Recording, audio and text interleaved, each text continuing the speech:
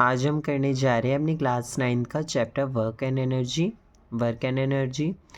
अब सबसे पहले हम पढ़ेंगे वर्क के बारे में। अब आपका वर्क होता क्या है? अब हम डेली लाइफ में मान लीजिए कुछ रिटर्न का काम करते हैं, जैसे मान लिया होम वर्क करते हैं हम, या फिर लर्निंग का काम करते हैं, कंप्यूटर पे कुछ काम कर रहे हैं, या फिर पीपीटी यानी कि पावर पॉइंट प्रेजेंटेशन बना रहे हैं, असाइनमेंट लिख रहे हैं, चल रहे हैं, खा रहे हैं, या फिर सो रहे हैं।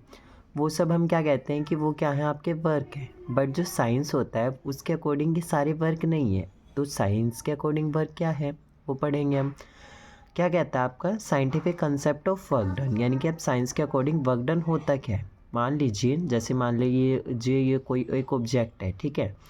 आप इस पे क्या करेंगे, फोर्स लगाएंगे, यानी कि आपने कुछ ना कुछ फोर्स लगाई, आपने बल लगाया, तो ये क्या कर गया, ये ऑब्जेक्ट डिस्प्लेस होकर यहाँ पहुँच गया। डिस्प्लेसमेंट यानी कि अपने जब आपने फोर्स लगाया था ये अपनी पोजीशन चेंज करके क्या कर गया, यहाँ तक आ गया। यानी कि जब आप फोर्स लगाएंगे कुछ ना कुछ क्या होगा, ऑब्जेक्ट के अंदर डिस्प्लेसमेंट होगा। उसको आप क्या कहेंगे कि वहाँ पे क्या हो रहा है, वर्क डन हो रहा है। यानी कि यहाँ से यहाँ तक ये क्या कर रहा है, अपनी पोजीशन को चेंज कर रहा है। यानी कि दो कंसेप्ट आए हमारे, फोर्स और डिस्प्लेसमेंट। कि साइंस के अकॉर्डिंग वर्क डन होता क्या है आपका, कि जब भी आप किसी भी ऑब्जेक्ट के ऊपर फोर्स लगाएंगे तो वो कुछ ना कुछ क्या करेगा, डिस्प्लेसमेंट करेगा। उसको ही आप क्या कहेंगे, वर्क डन कहेंगे। अब ये वर्क डन भी आपका थ्री टाइप्स का होता है, उसे हम आगे देखेंगे। अब जैसे मान लीजिए चेयर है, मान लीजिए चेयर है। अब आप क्या करेंगे, फोर्स लगाएंगे, चेयर क्या करेगी, आगे की तरफ जाएगी। वो क्या है, आपका वर्क डन है।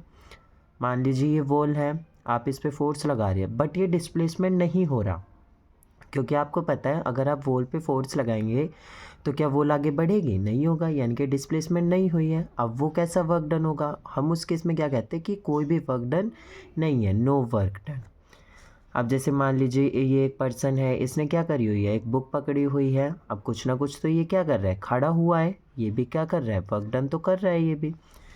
तो फॉर्मूला क्या आ जाएगा आपका, यहाँ से वर्क डन इक्वल्स टू क्या आ जाएगा आपका, फोर्स इनटू डिस्प्लेसमेंट। यानी कि जो वर्क फोर्स जितनी आप लगाएंगे उतना ऑब्जेक्ट क्या होगा, डिस्प्लेसमेंट होगी। और किसके इक्वल होता है आपका, वर्क डन के। अगर हम ऐसा यूनिट निकालना चाहें यहाँ से, ऐसे यूनिट आपकी क्या होगी, वर्क की। फोर्स को आप किस में लेते हैं, न्यूटन्स में, और डिस्टेंस आपका किस में होता है, मीटर्स में। क्या आ गई यहाँ से आपकी, न्यूटन मीटर, जिसको आप क्या भी बोलते हैं, जूल। इसकी डेफिनेशन क्या आ जाएगी वर्क की आपकी, work done by a force acting on object is equal to magnitude of force multiplied by distance move in direction of force. यानी कि किसी भी ऑब्जेक्ट के ऊपर जब आप क्या करेंगे, फोर्स लगाएंगे, तो वो किसके इक्वल होगा, magnitude of the force. Magnitude का मतलब होता है आपका, जिसे हम आगे पढ़ेंगे। जैसे मान लीजिए अगर एक ऑब्जेक्ट है यहाँ पड़ा हुआ है, अगर उसी डायरेक्शन में आप फोर्स लगा रही है तब तो क्या होगा, वो आपकी पॉजिटिव फोर्स है, हम लेते हैं वहाँ पे, मतलब पॉजिटिव वर्क डन मानते हैं। लेकिन अगर क्या होगा, आप दूसरी डायरेक्शन में अगर फोर्स लग रही है तो वो क्या होगा, वो नेगेटिव होगा। यानी कि विपरीत दिशा में अगर जब अपोजिट डायरेक्शन में फोर्स लगेगी तो आप उसको क्या कहेंगे, वो कैसी फोर्स, आपकी नेगेटिव फोर्स है। Multiplied by distance move in direction of force. आप क्या कर रहे थे, जब आप क्या कर रहे थे, एक ऑब्जेक्ट के ऊपर आपने कुछ ना कुछ फोर्स लगाई, तो वो क्या कर रहा था, डिस्प्लेसमेंट ले रहा था। ये आगे क्या कहता है, work has only magnitude and no direction.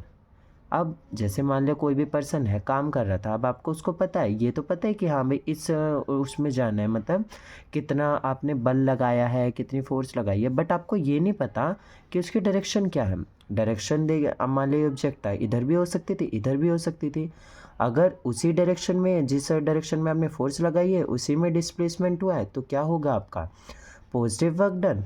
लेकिन अगर आपने, मान लीजिए ये ऑब्जेक्ट है, अगर आपने फोर्स इस तरफ लगाई है बट डिस्प्लेसमेंट इधर हो रहा है, यानी कि ऑब्जेक्ट इधर मूव कर रहा है, तो वो क्या होगा आपका, नेगेटिव वर्क डन। आगे देखते हैं हम types of work done, positive, zero और नेगेटिव। डेफिनेशन से पढ़ते हैं, when the displacement of object in direction of force applied. जैसा कि मैंने बताया, मान लीजिए ये कोई ऑब्जेक्ट था, अगर हम इस पर फोर्स लगा रहे हैं तो डिस्प्लेसमेंट क्या होगा, उसी डायरेक्शन में होगा जिस डायरेक्शन में हमने फोर्स लगाई। तो तब कैसा वर्क डन होगा आपका, पॉजिटिव। जैसे एग्जांपल है आपका, मान लीजिए ये ऑब्जेक्ट था, आप फोर्स लगा रहे हैं तो क्या कर रहे हैं, डिस्प्लेसमेंट भी इसी डायरेक्शन में कर रहा है, तब क्या होगा आपका, पॉजिटिव। बट अगर एक वॉल है, यानी कि दीवार है, उस पर फोर्स लगाएंगे, डिस्प्लेसमेंट तो होगा नहीं, क्योंकि वो आगे तो बढ़ेगी नहीं। यानी कि when there is no displacement of object even when the force is applied. हम फोर्स तो अप्लाई कर रहे हैं बट क्या नहीं हो रहा, उस ऑब्जेक्ट के अंदर कुछ भी डिस्प्लेसमेंट नहीं हो रही है, तो हम क्या कहेंगे, उस केस में क्या है आपका, ज़ीरो वर्क डन है। और नेगेटिव वर्क डन कब होगा? When the displacement of object is in opposite direction of force applied. अब आप कई बार क्या करते हैं, मान लीजिए ये भारी ऑब्जेक्ट है, मान लिया आप इसको क्या कर रहे हैं, फोर्स लगा रहे हैं, बट ये क्या कर रहा है, ये आगे जाने के बजाय पीछे की तरफ आ गया, यानी कि आपके ऊपर ही गिरने को हो गया, यानी कि विपरीत दिशा में जा रहा है। अब फोर्स आप इस डायरेक्शन में लगा रहे थे, बट डिस्प्लेसमेंट क्या हो रहा है, इस डायरेक्शन में हो रहा है, तो उस केस में आपका वर्क डन कैसा होगा, आपका नेगेटिव वर्क डन। कुछ हमारे और एग्जाम्पल हैं इसके पॉजिटिव, ज़ीरो और नेगेटिव के, देख लीजिए। जैसे मान लीजिए कोई पर्सन है, ये एक मान लीजिए कोई एक ऑब्जेक्ट पड़ा हुआ है, यानी कि सामान रखा हुआ है। अब क्या कर रहा है ये ऑब्जेक्ट, ये पर्सन था, ये इसको क्या कर रहा है, ऊपर की तरफ उठा रहा है। मान लीजिए आप ही खड़े हैं, यहाँ पे कोई ऑब्जेक्ट पड़ा हुआ है नीचे की तरफ ग्राउंड पे, आप उसको ऊपर उठा रहे हैं। अब फोर्स क्या कर रहे हैं, फोर्स ऊपर लगा रहे हैं, डिस्प्लेसमेंट भी क्या हो रहा है, क्योंकि ऑब्जेक्ट भी ऊपर ही जा रहा है, उसी डायरेक्शन में हो रहा है, तो क्या है, पॉजिटिव वर्क डन है। बट अगर क्या कर रहे हैं, अब ये मान लीजिए यही ऑब्जेक्ट भारी है, फोर्स तो आप ऊपर लगा रहे हैं, बट डिस्प्लेसमेंट नहीं हो रहा कुछ भी, क्योंकि ऑब्जेक्ट भारी है, वो उठ ही नहीं रहा। हम क्या कहेंगे उस केस में, क्या है आपका ज़ीरो वर्क डन। और नेगेटिव वर्क डन कब क्या होगा, अब जैसे पर्सन था, अब आपको पता है जब भी क्या करेंगे, अपवर्ड डायरेक्शन में फोर्स लगेगी, यानी कि मान लीजिए नीचे क्या है आपकी फोर्स ऑफ ग्रेविटी है, यानी कि अर्थ भी क्या करती है, कुछ ना कुछ पुल करेगी अपनी तरफ, यानी कि खींचेगी उन ऑब्जेक्ट्स को। अगर क्या होगा, ऊपर की तरफ अपवर्ड डायरेक्शन में फोर्स लगेगी, तो वो हमेशा आपकी कैसी होगी, नेगेटिव होगी। मान लीजिए जैसे कोई बॉल ही है, अगर क्या कर रही है, वो ऊपर से नीचे की तरफ आ रही है, तब तो आप क्या कहेंगे कि पॉजिटिव लगी है, पॉजिटिव फोर्स है। और जब अब क्या कह रहे हैं, एक मान लीजिए बॉल है, आप नीचे से ऊपर की तरफ फेंकते हैं, तब क्या होगी, आपकी नेगेटिव फोर्स होगी। जैसे आपका यही लिखा है, और कैसा वर्क डन होगा, आप नेगेटिव। एक और एग्जांपल ले लेते हैं। मान लीजिए दो टीम्स हैं, वो क्या कर रहे हैं, रस्सी खींचने का गेम खेल रहे हैं, ठीक है। रोप यहाँ पे है, कुछ यहाँ पे है आपके जने खड़े हुए हैं, मतलब लोग यहाँ पे हैं, और कुछ लोग यहाँ पे हैं। अब ये क्या करेगा, अब जैसे मान लीजिए ये पर्सन, ये भी फोर्स लगा रहे हैं, ये भी फोर्स लगा रहे हैं। अब जो ये मान लीजिए ये वाली टीम जीत गई और ये वाली हार गई। अब आपको पता है इन्होंने फोर्स क्या करा था, इस डायरेक्शन में लगाया था, डिस्प्लेसमेंट भी इसी डायरेक्शन में हुआ था, तो कैसा वर्क डन होगा, आपका पॉजिटिव वर्क डन। बट जो ये लूजिंग टीम है, जो ये हार गई है, उसने क्या करा, आपका फोर्स तो इस डायरेक्शन में लगाया था अपनी तरफ, बट डिस्प्लेसमेंट क्या हो, डिस्प्लेसमेंट तो इस डायरेक्शन में होगी, क्योंकि ये वाली टीम जीत गई। तो आप क्या कहेंगे, जो लूजिंग टीम है उसने क्या किया है, नेगेटिव वर्क डन किया है, ठीक है। ऐसे ही आपके एग्जाम्पल पेपर में पूछे जाते हैं, आपके पॉजिटिव, नेगेटिव और ज़ीरो वर्क डन के ऊपर। नेक्स्ट आगे हम देखते हैं, मान लीजिए जैसे ये आपको पता थी कि सन के अराउंड क्या मूव करते थे, प्लैनेट्स मूव करते थे, और अर्थ के अराउंड क्या मूव कर रहा था, मून मूव कर रहा था। अब आपको पता है कि अब जैसे ये मून है, अब यहाँ पे सन के अराउंड प्लैनेट्स थे, ये प्लैनेट्स क्या कर रहे थे, रिवॉल्व कर रहे थे। अब मान लीजिए यहाँ से इसने रिवॉल्व करना स्टार्ट किया, ये रिवॉल्व होता होता क्या कर गया, उसी डायरेक्शन पे आ गया। अब आपको पता है कि अब फोर्स तो लग रही है, यानी कि अब ये कुछ ना कुछ घूम तो रहे हैं, बट डिस्प्लेसमेंट नहीं हो रहा, क्योंकि उसी पोजीशन पे आके क्या कर गए, वो दोबारा से रुक गए, डिस्प्लेसमेंट नहीं हो रहा, तो क्या कहेंगे आप, वहाँ पे ज़ीरो है, यानी कि वर्क डन कैसा है, उसके ऊपर ज़ीरो वर्क डन है। ऐसे ही इस वाले केस में आपकी ये अर्थ है, अर्थ के अराउंड क्या मूव कर रही है, मून रिवॉल्व कर रहा है। जैसे आपका ये वाला एग्जाम्पल था, इसमें क्या कर रहे थे, अर्थ के अराउंड आपका कौन रिवॉल्व कर रहा था, मून रिवॉल्व कर रहा था। अब हमें उस पर पता लगाना है कि वर्क डन कैसा होगा आपका। अब आप देख सकते हैं जैसे ये मून है, मून क्या करेगा, जब रिवॉल्व करेगा अर्थ के अराउंड, अब आपको पता है यहाँ से मान लीजिए इसने रिवॉल्व करना स्टार्ट किया, अभी ये भी क्या कर रहा है, एक पोजीशन पे आके रुक रहा है, यानी कि फोर्स तो हम लग रही है, लेकिन डिस्प्लेसमेंट नहीं हो रहा कुछ भी, कि मतलब अपनी पोजीशन से मूव तो नहीं कर रहा है, डिस्प्लेसमेंट नहीं कर रहा है, तो क्या होता है उस केस में, वर्क डन आपका क्या हो जाएगा, ज़ीरो। तो हम क्या कह सकते हैं, work done bye earth on moon is zero, यानी कि जितना वर्क डन हुआ है मून के ऊपर कितना होगा, वो आपका ज़ीरो होगा, क्योंकि डिस्प्लेसमेंट तो आपकी हो नहीं रही है। नेक्स्ट टॉपिक हमारा आ जाता है आपका एनर्जी। एनर्जी अब होती क्या है, मान लीजिए ये कोई ऑब्जेक्ट है, अब आप इस पर क्या लगा रहे हैं, फोर्स लगा रहे हैं। अब आपको पता था कि यहाँ पे डिस्प्लेसमेंट होके क्या कर गया था, मान लीजिए ये ऑब्जेक्ट था, यहाँ पे आ गया था, ये तो हम क्या कह रहे थे, वर्क डन था। अब ये वर्क डन किसके इक्वल था, फोर्स इनटू डिस्प्लेसमेंट के।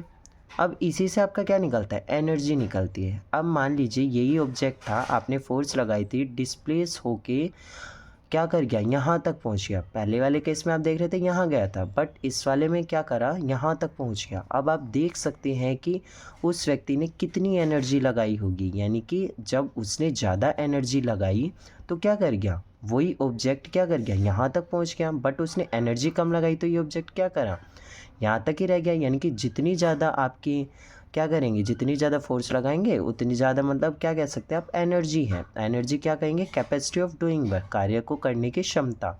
हमारी कितनी कार्य को करने में हमारी क्षमता लग रही है, यानी कि हमारी एक तरीके से एनर्जी लग रही है, उसको क्या कहेंगे हम, एनर्जी।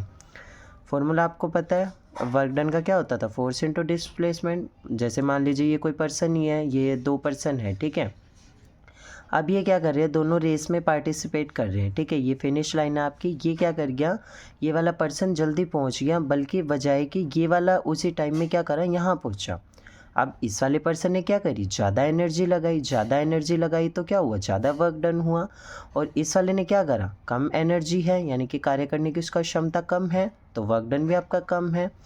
यानी कि आप क्या कह सकते हैं, जितनी ज़्यादा एनर्जी उतना ज़्यादा आपका वर्क डन। यानी कि ये क्या कर गया, जल्दी जीत गया, और इसने कम वर्क डन किया तो ये क्या कर गया, लेट जीता। आप डेफिनेशन क्या कह सकते हैं, it is defined as capacity of doing work is called energy. यानी कि कार्य को करने की क्षमता को आप क्या कहते हैं, एनर्जी कहते हैं। अब एनर्जी है आपकी कई सारे टाइप्स की होती है। जैसे फर्स्ट ऑफ ऑल आपकी क्या एनर्जी होती है, आपके पास सन होता है, सूर्य होता है, सूर्य से आपके पास क्या होती है, सोलर एनर्जी। मान लीजिए आप सोलर पैनल लगाते हैं, सूर्य की रोशनी में क्या होती है, वहाँ से सोलर एनर्जी जनरेट होती है। अब आपको पता है सन से क्या मिल रही है, आपको लाइट एनर्जी भी मिल रही है, यानी कि आपको रोशनी भी मिल रही है। अब वो क्या करेगा, लाइट एनर्जी है। अब आपको पता है हम क्या करते हैं, जब सोलर पैनल्स लगाते हैं उससे क्या होती है, इलेक्ट्रिसिटी जनरेट होती है। कौन सी एनर्जी, आपकी इलेक्ट्रिकल एनर्जी। अब क्या करेंगे, अब आपको थोड़ी देर के बाद, अब मान लीजिए आप धूप में बैठे हैं, अब आपको थोड़ी देर के बाद गर्मी भी लगेगी। गर्मी लगेगी तो क्या, हीट भी जनरेट हो रही है, यानी कि थर्मल या फिर हीट एनर्जी। अब उसमें आपको पता है हीट में बैठने से, आपको धूप में बैठने से क्या मिलता है, आपको विटामिन डी।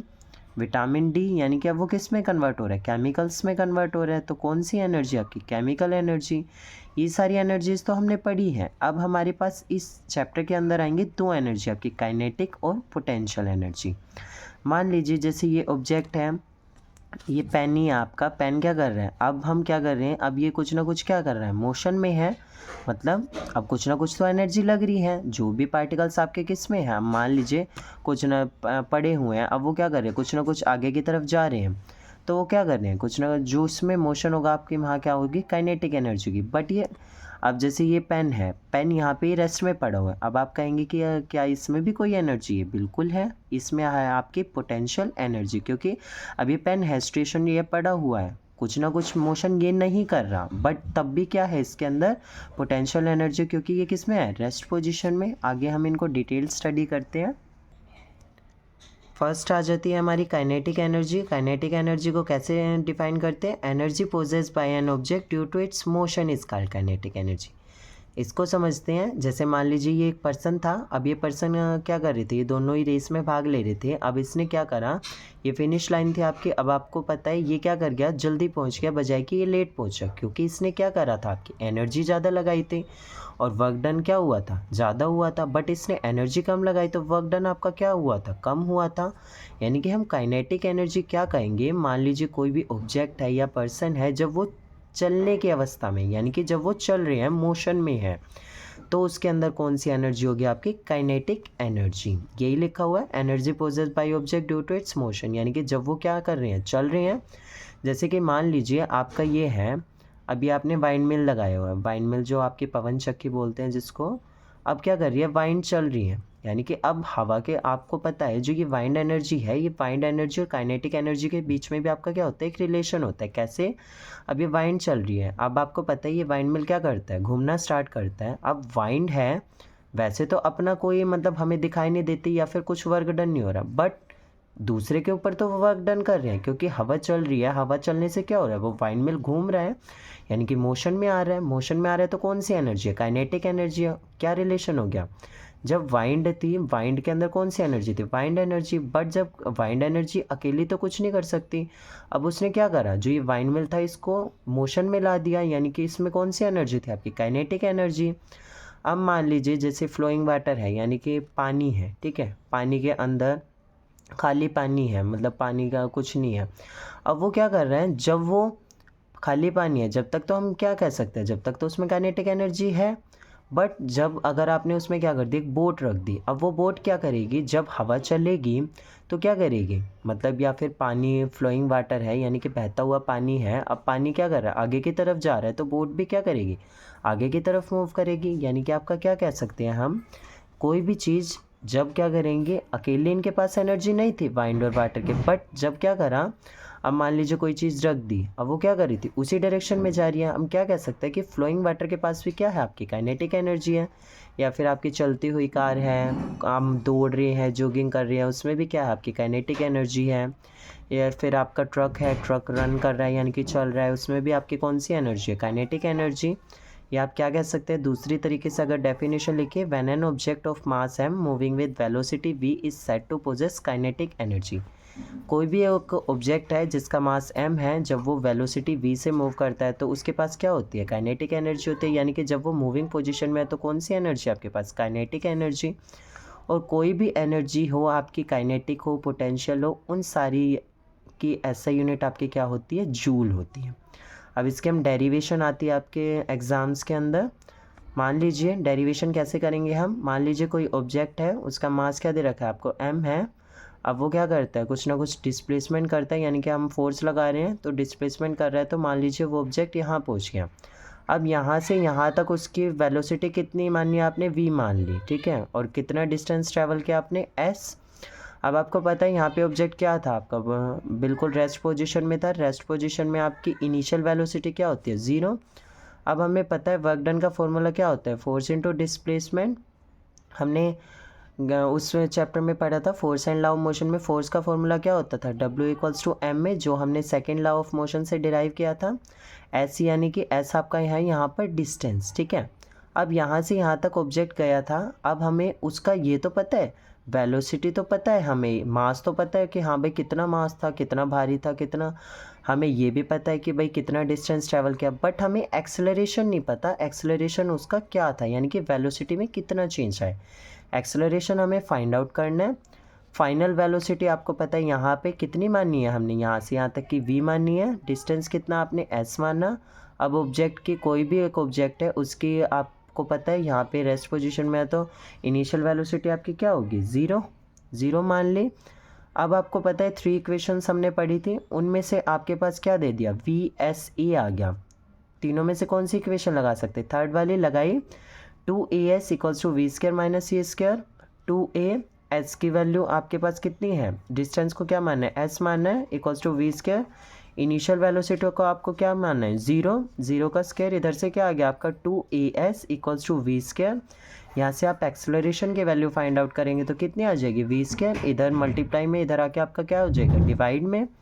अब जो ये एक्सेलरेशन की वैल्यू आई है, हम क्या करेंगे, फर्स्ट इक्वेशन में आपने पुट करी, put in equation 1, W equals to ma into में s, आपकी m, a की वैल्यू आपकी क्या, एक्सेलरेशन की वैल्यू आपने क्या फाइंड आउट करी है, वी स्क्वायर अपॉन में 2s, s से s कैंसिल आउट, आपकी क्या आ गई, एम वी स्क्वायर अपॉन में 2। यानी कि जो आपकी टोटल काइनेटिक एनर्जी है किसके इक्वल आ गई आपकी, हाफ एम वी स्क्वायर, यानी कि मास और वेलोसिटी का स्क्वायर के आपके इक्वल आ गई। कैसे, अब आपको पता है kinetic energy directly proportional to m, directly proportional to we square. हमारे पास इस रिलेशन से ये दो बातें आई कि काइनेटिक एनर्जी किसके डायरेक्टली प्रोपोर्शनल है, मास के, और किसके डायरेक्टली प्रोपोर्शनल है, वी स्क्वायर के। कि कहने का मतलब क्या है, मान लीजिए एक ऑब्जेक्ट आपका 5 किलो का है, एक है आपका 10 किलो का, और दोनों में वेलोसिटी कितनी लग रही है, 10 मीटर पर सेकेंड लग रही है। यानी कि अगर क्या करते हैं हम, क्या कहते हैं, मास अगर ज़्यादा होगा तो आपको पता है एनर्जी तो ज़्यादा लगेगी। अब मान लीजिए एक ऑब्जेक्ट है, वो ज़्यादा भारी है, उसको उठाने में एनर्जी क्या लगेगी आपकी, ज़्यादा लगेगी। यानी कि मास ज़्यादा तो एनर्जी ज़्यादा, और मास कम तो एनर्जी भी आपकी कम लगेगी। यानी कि हल्का ऑब्जेक्ट है तो एनर्जी भी क्या लगेगी आपकी, कम लगेगी। ऐसे ही आपका वेलोसिटी कैसे, अब मान लीजिए एक ऑब्जेक्ट ही था, उसका 5 किलो एक ऑब्जेक्ट का मास है और दूसरे का 10 किलो है, बट एक में वेलोसिटी आपकी 10 लग रही है और दूसरे में आपकी 15 लग रही है। यानी कि अगर आपकी वेलोसिटी ज़्यादा होगी तो आपकी काइनेटिक एनर्जी क्या होगी, ज़्यादा होगी। वेलोसिटी का मतलब क्या होता है आपका, डिस्प्लेसमेंट अपॉन में टाइम, यानी कि उसके कितना वो आगे तक जा रहा है। यानी कि वेलोसिटी ज़्यादा होगी तो काइनेटिक एनर्जी भी ज़्यादा होगी, और वेलोसिटी कम होगी तो आपकी काइनेटिक एनर्जी भी कम होगी। नेक्स्ट हम देख लेते हैं पोटेंशियल एनर्जी आपकी क्या होती है। Energy possess by an object due to its position is called potential energy. इसको समझते हैं। मान लीजिए कोई एक ये टेबल है आपकी, ठीक है, टेबल के ऊपर आपकी बुक पड़ी हुई है। अब ये है टेबल के ऊपर बुक पड़ी हुई है, जो ये बुक पड़ी हुई है ना, इसके अंदर भी आपके कुछ ना कुछ एनर्जी है, वो क्या है आपकी पोटेंशियल एनर्जी है। बट एक कंडीशन है, अब ये आपको पता है, जैसे मान लीजिए टेबल है, टेबल से अब फ्लोर है, फ्लोर से कुछ ना कुछ हाइट पे बुक पड़ी हुई है, यानी कि जब एक सर्टेन हाइट पे कोई भी ऑब्जेक्ट रखी हुई है उसके अंदर कौन सी एनर्जी होगी आपकी पोटेंशियल एनर्जी, यानी कि अब ग्राउंड से कुछ ना कुछ हाइट होनी चाहिए। अब वो कैसे डिपेंड करेगा, जितनी ज़्यादा हाइट होगी उतनी ज़्यादा हमारी पोटेंशियल एनर्जी होगी। कैसे हम देखते हैं, an object of mass M placed at some height above ground is said to possess kinetic energy, यानी कि कोई भी एक ऑब्जेक्ट है अगर एक सर्टेन हाइट पर पड़ा हुआ है ग्राउंड से, तो उसके पास कौन सी एनर्जी होगी आपकी पोटेंशियल एनर्जी। इसकी डेरिवेशन देख लेते हैं। इसका हमारा फॉर्मूला होता है पोटेंशियल एनर्जी किसके इक्वल होती है, mgh। डिपेंडेंस कैसी है, अब आपको पता है पोटेंशियल एनर्जी किसके ऊपर डिपेंड है, directly proportional to m, directly proportional to height. कैसे, अगर आपका मान लीजिए कोई ऑब्जेक्ट है उसका मास ज़्यादा है, मान लीजिए मास है उसका जैसे 10 kg है सपोज, ठीक है, अब वो कितनी, अब आपको पता है पोटेंशियल एनर्जी जितना ज़्यादा मास होगा उतनी ज़्यादा पोटेंशियल एनर्जी भी होगी, और जितना मास कम होगा उतनी आपकी पोटेंशियल एनर्जी भी कम होगी। और सेकंड क्या कहता है आपका, डायरेक्टली प्रोपोर्शनल टू हाइट, यानी कि अब मान लीजिए कोई एक ऑब्जेक्ट है उसका मास कितना दे रखा है 10 kg और 5 मीटर की हाइट पर वो पड़ा हुआ है, ठीक है, यानी कि ग्राउंड से, यानी कि हाइट ज़्यादा तो पोटेंशियल एनर्जी भी ज़्यादा। क्या कह सकते हैं, अब जैसे मान लीजिए वो टेबल ही थी, टेबल के ऊपर अब जैसे मान लीजिए यहाँ पे बुक थी और एक बुक है यहाँ पर, यानी कि जितनी ज़्यादा हाइट होगी उतनी ज़्यादा आपकी क्या होगी पोटेंशियल एनर्जी। और जी क्या होता है आपका एक्सेलरेशन ड्यू टू ग्रेविटी, जो हमने पढ़ा था 9.8 जिसकी वैल्यू होती है मीटर पर सेकेंड स्क्वायर। अप्रोक्स आप इसको 10 भी लेते हैं जो आपकी कैलकुलेशंस को मतलब आसान कर देता है। अब इसकी डेरिवेशन कैसे करते हैं, मान लीजिए ये कोई एक ऑब्जेक्ट था जिसका मास m था और वो क्या करा, यहाँ से यहाँ पे आके मान लीजिए बॉल ही थी, ये क्या करेगी यहाँ से ऊपर थी, उसका मास m था, वो क्या करेगी गिर के अब ग्राउंड पे भी आती है, उसकी हाइट क्या दे रखी है आपको h। वर्क डन का formula force into displacement W equals to F into S। अब यहाँ से आपको पता है F की वैल्यू किसके, mg, क्योंकि अब ग्राउंड से अब आपको पता है कि ऊपर अपवर्ड डायरेक्शन में कोई भी चीज़ जाती है तो क्या होती है नेगेटिव होती है, और ऊपर से नीचे आ रही है तो क्या हो रही है, अब यहाँ पे ऊपर से नीचे आ रही है बॉल, क्या है आपकी पॉजिटिव है, इनके पॉजिटिव फोर्स, और क्या कर रही है ग्राउंड आपका क्या कर रही थी, अर्थ मतलब आपकी क्या कर रही है खींच रही है उसको अपनी तरफ, पुल कर रही है उसको, आप क्या कहते थे ग्रेविटी कहते थे, जो हमने ग्रेविटेशन चैप्टर में पढ़ा था। तो फोर्स का कौन सी लग रही है यहाँ पे, acceleration due to gravity m into G, into में आपकी हाइट हमने क्या मानी है h। वर्क डन का फॉर्मूला क्या आ गया आपका mgh, और वर्क डन आपका टोटल किसके इक्वल होता है, एनर्जी के हमने पढ़ा था EP, यानी कि पोटेंशियल एनर्जी की वैल्यू क्या आ गई आपकी mgh। ये आपका फॉर्मूला है पोटेंशियल एनर्जी का। अब हमारी आ जाते हैं next topic, law of conservation of energy. ये क्या कहता है आपका, ला दिया गया था एक एनर्जी के ऊपर, कंजर्वेशन होता है आपका संरक्षण। Energy can neither be created nor be destroyed but can only be convert from one form to another, यानी कि जितनी भी आपके पास एनर्जी है ना तो आपकी एनर्जी बनती है ना ही आपकी ध्वस्त होती है, बट हम क्या करते हैं एक चेंज फॉर्म से दूसरी फॉर्म में चेंज करते हैं। वो कैसे, अब जैसे मान लीजिए सन था, सूर्य था, सूर्य से क्या मिल रही थी, अब आपको लाइट मिल रही थी, लाइट एनर्जी आ गई। अब वो लाइट एनर्जी थी, लाइट एनर्जी थोड़ी देर के बाद मान लीजिए कोई पर्सन है धूप में बैठा हुआ है, अब उसको क्या करेगी, सबसे पहले तो लाइट मिलेगी, अब थोड़ी देर के बाद उसको क्या होगी गर्मी भी लगनी स्टार्ट होगी, यानी हीट एनर्जी। अब वो क्या कर रहे हैं वहाँ से, अब हमें पता है कि विटामिन डी भी लेते हैं हम धूप में बैठते हैं, तो विटामिन डी क्या करेगा केमिकल्स जनरेट, यानी कि केमिकल एनर्जी को बढ़ावा देगा, और हमारे अंदर क्या होंगी केमिकल रिएक्शंस होंगी। यानी कि अब आप देख सकते हैं कि लाइट एनर्जी से हीट एनर्जी और विटामिन डी से आपका केमिकल एनर्जी, यानी कि एनर्जी क्या हो रही है आपकी ट्रांसफ़र तो हो रही है या फिर कन्वर्ट तो हो रही है एक फॉर्म से दूसरी फॉर्म में, बट टोटल एनर्जी क्या है कांस्टेंट है, यानी कि जितनी यहाँ पे एनर्जी थी उतनी ही यहाँ पे है, और जितनी यहाँ पे थी उतनी यहाँ पे है। क्यों, इसका मतलब क्या है कहने का कि टोटल एनर्जी आपकी क्या है कांस्टेंट है, मतलब वो चेंज नहीं हो रही है कि अगर हम एक फॉर्म से दूसरी फॉर्म में जा रहे हैं तो एनर्जी भी क्या है आपकी सेम ही है, ना वो घट रही है ना ही आपकी बढ़ रही है, यानी कि जो ये हम बात कह रहे हैं ना ही क्रिएट होगी ना ही आपकी डिस्ट्रॉय होगी। जैसे मान लीजिए आपका ये बॉल है, ठीक है। अब आपको पता है, अब हमने हाथ में पकड़ी हुई है बॉल, क्या है उस टाइम पे रेस्ट पोजीशन में कौन सी एनर्जी आपकी, पोटेंशियल एनर्जी। अब आपने इसको ग्राउंड पे गिरा दिया, अब क्या है, काइनेटिक एनर्जी है। अब क्या कर रहे हैं, यहाँ से यहाँ तक आने में ना ही एनर्जी आपकी क्रिएट हुई है ना ही डिस्ट्रॉयड हुई है, बट क्या करिए आपने यहाँ से यहाँ तक में एक फॉर्म से दूसरी फॉर्म में कन्वर्ट करिए, और ना ही एनर्जी क्या होगी, बढ़ी है ना ही घटी है, तो कैसी है आपकी, कांस्टेंट है। अब हमारी इसकी डेरिवेशन कर लेते हैं। डेरिवेशन आपकी कैसे करेंगे, मान लीजिए कोई एक ऑब्जेक्ट है जिसका मास आपने m माना है, ठीक है। मान लीजिए बॉल ही है। अब ये क्या करी यहाँ से, अब ये क्या करी, ग्राउंड पे आके गिर गई। ये ग्राउंड है, यहाँ पे इसको माना m माना हुआ है, ठीक है। मान लीजिए इसको a पॉइंट माना, इसको अब मान लीजिए बीच में हम रैंडम पॉइंट मान लेते कोई b, ठीक है। यहाँ पे मतलब ये एक बीच का पॉइंट है, जहाँ से हमने ऊपर से नीचे तक गिराया था उसका एक पॉइंट माना b, और एक नीचे आने का c। यहाँ से यहाँ तक की हमें क्या फाइंड आउट करनी है, एनर्जी फाइंड आउट करनी है कि कितनी एनर्जी लगी है और एनर्जी कांस्टेंट आपकी कैसे है, ठीक है। अब हम पॉइंट ए पे निकाल रहे हैं, जब क्या है वो रेस्ट पोजीशन पे है। टोटल ई टी का मतलब आपका टोटल एनर्जी निकालिए, पोटेंशियल प्लस काइनेटिक, ठीक है। ये पोटेंशियल एनर्जी का फॉर्मूला आपका एम जी एच अभी पढ़ा हमने, प्लस में काइनेटिक एनर्जी का हाफ एम वी स्क्वायर। अब आपको पता है यहाँ पे, अब जब ऑब्जेक्ट था, ठीक है, यानी कि ये बॉल ही थी, अब ये क्या कर रहा था यहाँ पे, आपको पता है ये रेस्ट पोजीशन में, इसने कुछ मूव नहीं किया।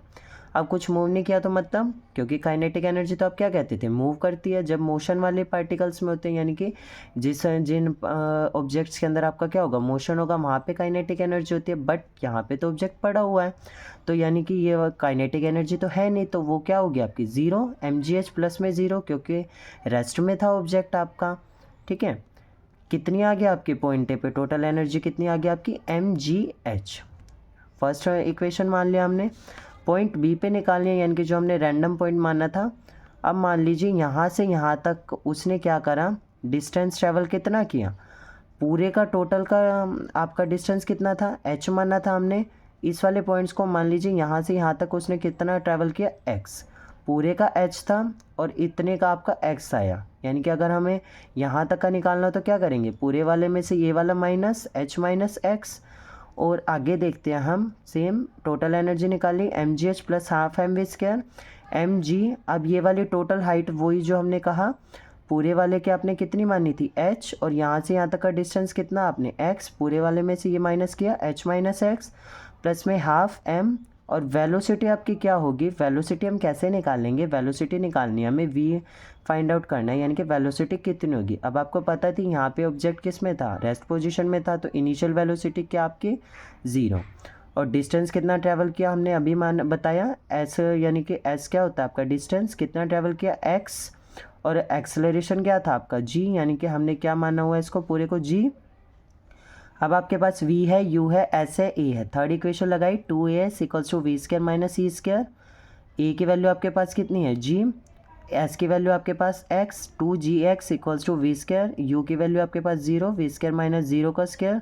क्या वैल्यू आ गई आपकी वेलोसिटी के, 2gx equals to we square, हमने वही पुट किया हुआ है, हाफ एम वी स्क्वायर, यानी कि 2gx, 2 से 2 आपका कैंसिल, यहाँ से क्या आएगी आपकी एम जी एच, इसको अंदर करेंगे आप एम जी एक्स, प्लस में m g x, m g x से एम जी एक्स आपका कैंसिल आउट हो गया, कितनी बची आपकी, यानी कि पॉइंट बी पे भी आपकी कितनी एनर्जी आ गई, एम जी एच, ठीक है। यानी कि अब तक आपकी कांस्टेंट है, यानी कि एनर्जी चेंज नहीं हो रही है, क्योंकि एम जी एच यहाँ पे भी, पॉइंट ए पे भी एम जी एच चाहिए, पॉइंट बी पे भी।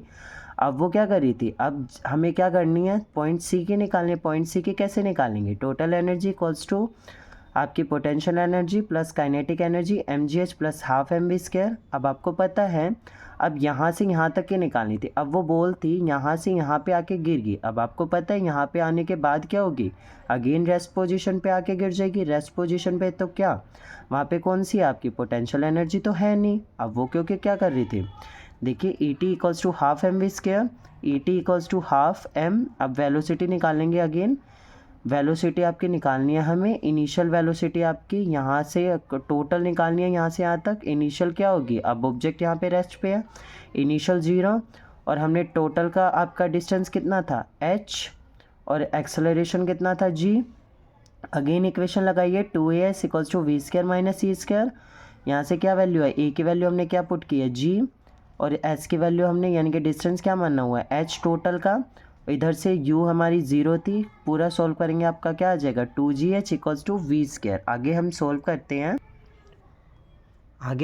करते हैं, कितनी आगे, वो जो आपने पीछे देखा था हाफ m था, वो हाफ एम वी स्क्वायर था।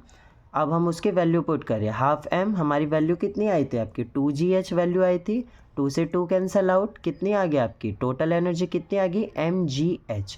यानी कि आप क्या कह सकते हैं, जो यहाँ से यहाँ तक पहुँचने में जो उसकी एनर्जी लगी, टोटल एनर्जी कितनी थी आपकी mgh, यानी कि वो क्या कह रहा था, और वही क्या कहता है हमारा law of conservation of energy की आपकी टोटल एनर्जी क्या रहती है आपकी हमेशा कांस्टेंट रहती है। तीनों पे हमारी mgh आई है। जब यहाँ पे बोलती एक पोजीशन पे, जब वो यहाँ से आके ग्राउंड पे आके गिरी, एक बी पॉइंट पे भी सारों पे एनर्जी क्या आई है आपकी सेम आई है। यानी कि आप क्या कह सकते हैं, from equation A B and C the total energy remains constant या फिर कंजर्व, कि जो टोटल एनर्जी है आपकी तीनों पॉइंट्स के ऊपर क्या आई है सेम आई है या फिर कांस्टेंट है, एक जैसी है। ठीक है, नेक्स्ट टॉपिक आ जाता है हमारा पावर। पावर क्या होता है आपका, power it's defined as state of doing work, यानी कि आपके कार्य को करने की दर आपकी क्या कहलाती है पावर। इसे समझेंगे एग्जांपल से। मान लीजिए एक पर्सन है, ये दूसरा पर्सन है, वही हमने सेम एग्जांपल लिया, यहाँ पे फिनिश लाइन है। अब ये पर्सन क्या कर गया, पहुँच गया, ये यहाँ तक पहुँचा, ये फास्ट मूव करके गया, ये स्लो मूव करके गया। अब आपको पता है कि जो फास्ट मूव करेगा यानी कि जल्दी जाएगा, जल्दी भागेगा, यानी कि पावर ज़्यादा लगाएगा, तो वो क्या करेगा जल्दी पहुंच जाएगा, यानी कि जल्दी फिनिश लाइन क्रॉस करेगा। यानी कि पावर किसके इक्वल है, एनर्जी के इक्वल है। हम क्या कहते थे पिछले एनर्जी के टर्म में कि जितनी ज़्यादा एनर्जी लगाएंगे उतनी ज़्यादा क्या होती है आपकी पावर है। क्योंकि एक मान लीजिए शक्तिशाली इंसान है, वो क्या करेगा ज़्यादा पावर लगाएगा जीतने के लिए, और पावर ज़्यादा है तो एनर्जी भी ज़्यादा है। यानी कि इसने आपका क्या लगाई है पावर लगाई है, यानी कि रेट ऑफ डूइंग वर्क, कार्य करने की दर कितनी है। कोई पर्सन है उस चीज़ को जल्दी कर रहा है और एक क्या कर रहा है स्लो कर रहा है, तो पावर किसकी ज़्यादा होगी, फास्ट वाले की ज़्यादा होगी। ठीक है, फॉर्मूला आ जाता है हमारा power equals to work done upon में टाइम, यानी कि कितना उसने वर्क डन किया यहाँ से यहाँ तक में और कितने टाइम में किया। ठीक है, अब आपको पता है वर्क डन किसके इक्वल होता है आपका एनर्जी के इक्वल, या फिर हम दूसरे फॉर्मूले को क्या भी कह सकते हैं, पावर किसके इक्वल आ गया एनर्जी अपॉन में टाइम।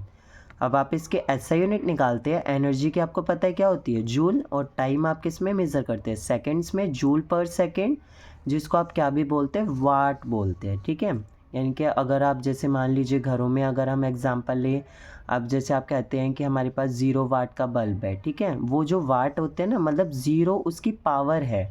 ठीक है, जैसे मान लीजिए हम कहते हैं 10 वाट का बल्ब है। ठीक है, अब हम क्या कर रहे हैं 10 वाट का मतलब है 10 उसकी पावर है, 10 वाट का पावर का बल्ब है। ठीक है, अगर हमें क्या करनी है एवरेज पावर निकालनी है। एवरेज पावर कैसे निकालती है, मान लीजिए ये कोई एक पर्सन है यहाँ से यहाँ तक गया, उसने वर्क डन W1 और टाइम कितना T1, ऐसे ही ये दूसरा पर्सन W2 T2 और ऐसे ही W3 T3।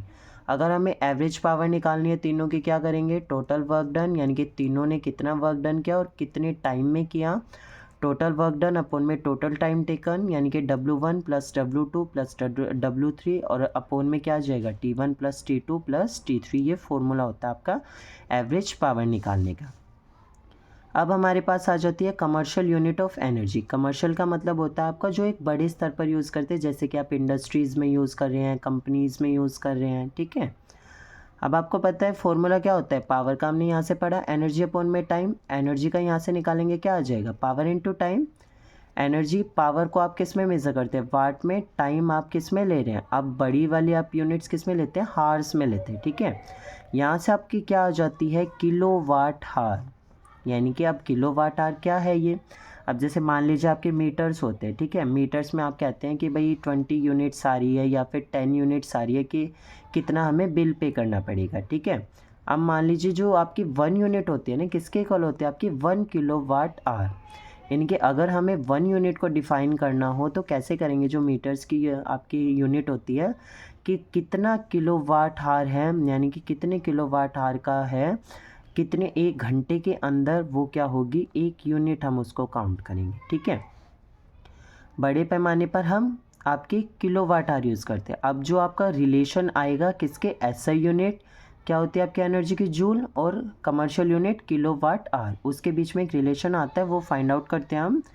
1 kilowatt hour equals to किसके, किलोवाट, जहाँ पे आ जाएगा आपका, किलोवाट का मतलब होता है 1000, ठीक है, किलो का मतलब 1000, 1000 वाट आवर के इक्वल आ गया। किलोवाट को हमने क्या मानना है, 1000 इक्वल्स टू वाट आवर, 1000 वाट। अब 1 हार में, अब आपको पता है 1 हार में कितने मिनट, 60 मिनट, 1 मिनट में कितने सेकेंड, 60 सेकेंड। 1 हार में अगर हमें सेकेंड निकालने तो क्या करेंगे, 60 मिनट्स इंटू 60 सेकेंड, क्या हो गया आपका 3600 सेकेंड आ गया आपकी, ठीक है, 3600 सेकेंड 1 घंटे के अंदर। अब आप इसको फर्दर सोल्व करते हैं, 36, 2 0 और 3 0, 5 0 लगाई हमने, इंटू में वाट सेकेंड साथ में 36, इसके बाद सेम 5 0, और आपको पता है वाट सेकेंड हमने पढ़ा था, वर्क वाट किसके इक्वल होता है, जूल अपॉन में सेकेंड, जो ये यहाँ पे हमने पढ़ा था जूल अपॉन सेकेंड, ठीक है, किसके इक्वल आ गया, जूल सेकेंड, यानी कि कंप्लीट किसके इक्वल है आपका, जूल के इक्वल। अब आप इसे सोल्व करते तो क्या आता है आपका 3.6, अगर आप इसको मतलब फर्दर सोल्व करेंगे 36 इंटू 10 की पावर 5 लिखते हैं। अगर हम क्या करते हैं और प्रेसाइज फॉर्म में लिखना चाहते हैं और साइंस के टर्म में लिखना चाहते हैं तो हम क्या करते हैं, अगर हमें क्या करना है, एक पहले वाले के बाद अगर हमें पॉइंट लगाना हो तो क्या करते हैं, सेम दूसरे इस वाले में भी ऐड करते हैं और इस वाले में भी, ठीक है। मान लीजिए ऐसे लिखना है हमें, क्या आ जाएगी वैल्यू 3.6 इंटू इस वाले में भी ऐड होगा 10 की पावर 6 जूल, यानी कि क्या रिलेशन आया आपकी एसआई यूनिट और कमर्शियल यूनिट के बीच में, 3.6 इंटू 10 की पावर 6 जूल का आपका रिलेशन आया। यहाँ पे हमारा चैप्टर ख़त्म हो जाता है और इस चैप्टर के न्यूमेरिकल्स आपको नेक्स्ट वीडियो में देखने को मिलेंगे। I hope you like the video, और अगर आपको वीडियो से कुछ भी सीखने को मिला हो तो लाइक करके ज़रूर जाइएगा। Thank you.